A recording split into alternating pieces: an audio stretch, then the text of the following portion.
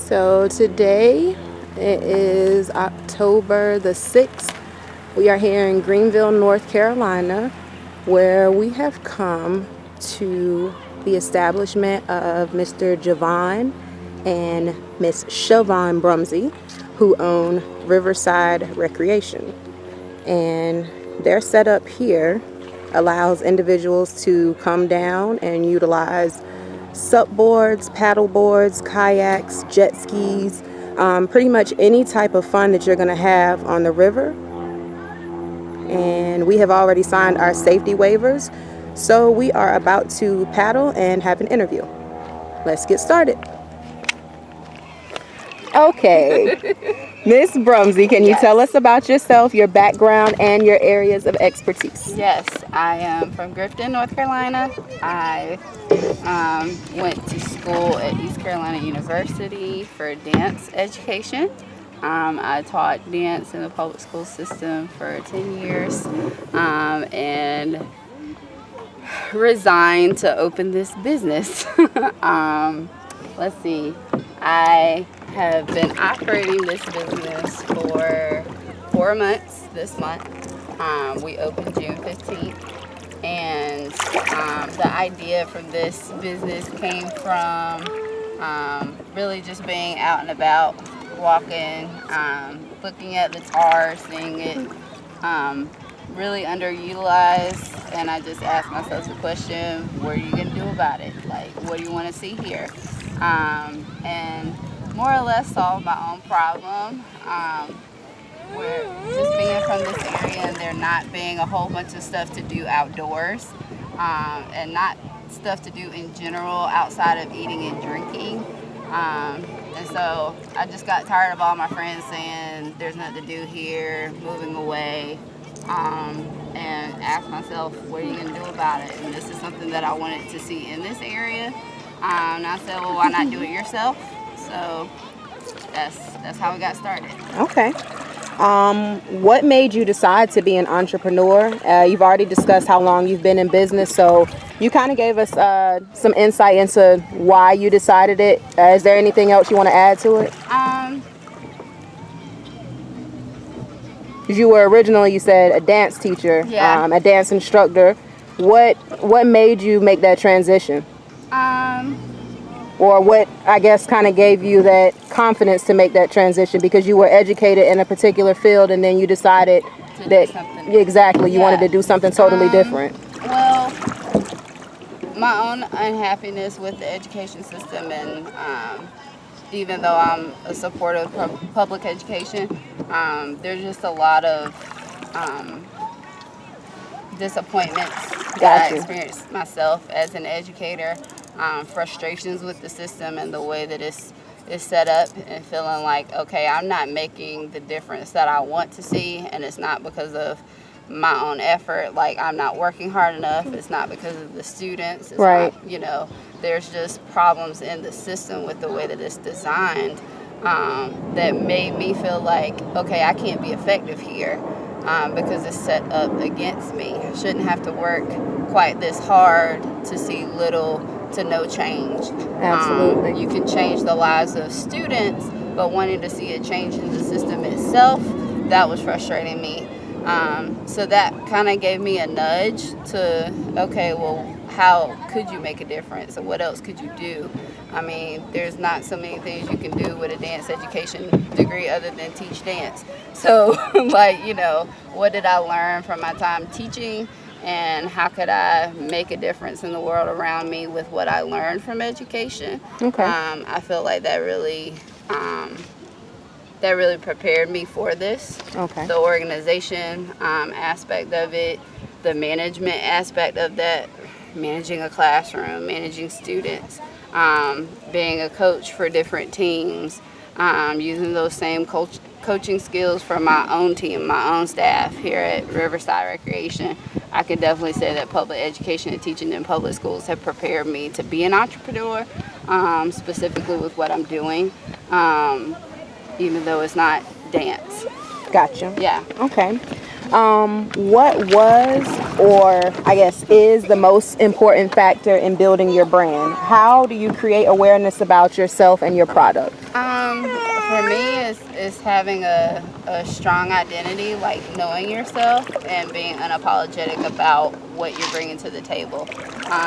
You really, to me, you got to know who you are. You got to know what your brand is representing, and you got to be unapologetic about it, because not everybody's gonna want your product, you know, and not everybody's gonna agree with your beliefs or what you're bringing to the table. So you got to know it, and then you got to be able to defend it. You got to be able to say, you know, why I'm here, and defend that, and really not care about what anybody else is doing. You know, Okay. like just do you, and do what you do well. Okay. In relation to your overall goals, what matters more in building this venture? Is it more successful to you to maximize your wealth or to maintain control? And I'll kind of give you a little background. We've been talking in class about being rich or being king. Individuals who decide to be rich typically end up giving some part of their business up. They give up that control so that they can have a quality of life, so that they can go out and do things, so that they can benefit from those profits that they've made at their business. Individuals, on the other hand, who tend to want to be king, do not want to give up that control. They want to finesse their baby. They want to essentially make sure that their baby is brought up how they want to. They want to make sure that there aren't any outside influences that can affect the business, and so on and so forth. So understanding that, which one means more to you? Definitely control. Okay. This whole process has been like childbirth. It has been like having had 2 kids. I can clearly say Understandable. This has been my baby. And I think in understanding your brand and understanding what it is that you're offering, I wouldn't want to give that to anyone. Right. I'm more concerned about doing what I'm doing effectively, making sure that customer experience is where it needs to be. Our tagline, if you will, our motto, is rested, replenished, reconnected, and it is the heart of what we're doing here. Right. We're wanting to see people rested. We want them to come out and find rest, unplug. I certainly feel like that out here. This is very calming. It's very serene. This is like the epitome of tranquility. Right. I mean, because there's so many distractions in life. Absolutely. Like, you have to take time for yourself, for your mind, for your spirit. So that first part of rest, and then once you found that rest, reconnecting. You brought your girls out today, and like, yeah, my distractions. Yes, but connecting with them and making sure that that relationship is where it needs to be, and investing that time into connecting. When you're out on a pedal boat or a kayak or a sup board, you have nothing to do but either observe and take in or talk. Right. And a lot of the times we get so busy with texting, we've lost the face-to-face. We've lost like the heart behind conversations. And so this is another aspect of why we're doing what we're doing. Like, let's get people back talking. Let's get people back connecting. I love it. So if you don't have that many opportunities to do that in the world where there are so many distractions, and sometimes it takes getting away to do that and start fostering those types of conversations. And then the last one, replenished. We want you to feel replenished after you leave, after having that conversation, after getting that rest. You should be filled back up with something. So if I was going to surrender that to someone else for profit, for money, then I haven't won anything. I haven't accomplished anything. I'm not doing what I'm called to do through this business. So that's why I'm saying control would be more important than wealth. Okay. And as a woman of faith, just trusting for God to provide that if I'm not surrendering that control. Like, ultimately, this plan is His, given to me, and I'm just being a good steward of it. So if I were going to give that to someone so my pockets are filled, I'm not trusting him to fill my pockets through this business. So Okay. yeah. Okay. That's that answer for me. Well, that was a great answer. Good. Okay. Well, I have visited. You are my fourth entrepreneur. In visiting entrepreneurs, I have had a bunch of different answers when it comes to having a family business or businesses that are associated with any type of relatives or friends. Out of the four entrepreneurs, let's say 50% said it's not a good idea. They said absolutely no friends, no relatives, no nothing. Don't go into business with anybody that you have a relationship with because you will not have them later on. Yeah. But at the same token, one of the individuals that I did have the pleasure of interviewing, Mr. Sonny Dove at Oscar's Mortuary, they have a family business. Yeah. If I'm not mistaken, they have been in business since the 1950s, and they are still running. Yeah. And everyone is included in this business, whether it's from Mr. Dove to his sons to his grandsons, to his sisters, his daughter, other people in the family that have decided to come in. Is a family business. Yeah. So they don't do anything, but work well with each other, and they wouldn't have it any other way. Yeah. So statistically speaking, statistics show that businesses associated with friends and family members in various roles oftentimes fail or add additional unnecessary tensions over the course of the project. Do you agree or disagree? Say that last part one more time. Not to agree or disagree. I just want to make sure. Okay, so statistics show that businesses associated with friends and family members in various roles oftentimes fail or add additional unnecessary tensions over the course of the project. And for instance, I guess we can say something like with investors. If you get a family member who invests and then they want their return, they may not understand that business isn't, okay, I'm going to put in this $50,000 and tomorrow I'm getting $50,000 back. Right. So sometimes it's hard to explain those things to other people that don't have the business acumen. Right. Do I agree or Agree? disagree? Yep. Do you agree or disagree? Okay. And let me add the rest of the question Okay. in. Essentially, is it easier to hire staff who are fundamentally strangers or fill in business roles with available family and friends? So now that you've been in business for a little while and you've had family members helping out and you kind of understand a little bit of the intricacies of business, do you think it's a good idea or? I think it's a great idea. Okay. If your family members are all on one accord. Like my husband and I are the owners. We're equally yoked. We're on the same vision. So that part, with any relationship, you okay, Mama? With any relationship, there's already tension. So is it unnecessary tension? I don't agree with the word unnecessary. Are there moments where there's more tension because there's a disagreement about business? Sure, but I mean, it fosters more communication. You gotta grow. And I just feel like it's been a great opportunity for growth on everybody's side. Okay. As the head or the owner or whatever, it forces me when I have disagreements with investors who are family members, with employees who are family members. It forces me to be more articulate, to look at the problem and analyze it and assess it, and then share in a way that's not tearing anybody down. Right. And you should be doing that regardless with your with your staff. So I think having family members, it kind of makes you press pause even more so because you care about the relationships and you don't want them to be damaged by what you're doing in business. So I feel like it can definitely be successful.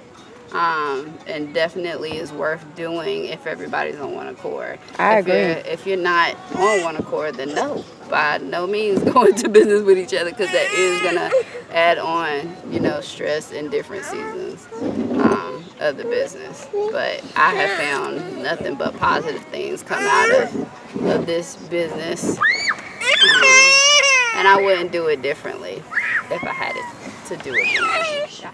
Okay. So for our last question, we want to know, how do you maintain business equilibrium? What are some business practices that facilitate you in doing so? Business equilibrium. Define that for me.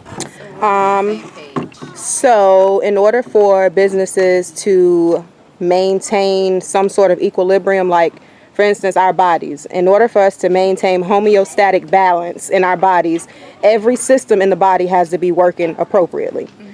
Essentially, with that being said, the same thing kind of goes with business. In order for everything to be working effectively, for the business to be working optimally, what sorts of things do you put into practice, as far as things that you do with your employees, any retreats that you guys go on together, any support structures that you have within your business, anything that facilitates you in running optimally? Best practices.